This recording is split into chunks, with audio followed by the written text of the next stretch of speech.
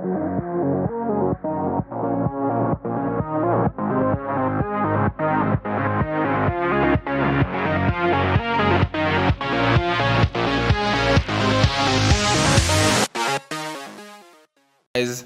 today we have another rod like I showed you before from Dalton. It's this thing over here. What happened? This side just came off its place and the door fell down. So what we're gonna do today, we're gonna put on a conversion kit.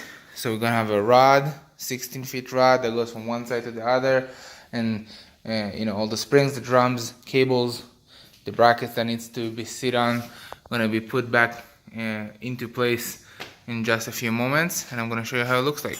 What happened here, this piece is connected to the Dalton spring system that I showed you before. Basically what happened, I don't know if you can see, this piece over here just completely broke off. That's another reason why I won't recommend this system. With a torsion spring bar, that will never happen to you. The door will be able to go up and down.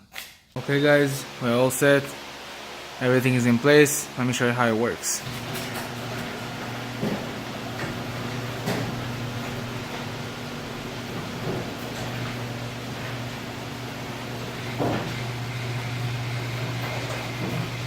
Nice and smooth.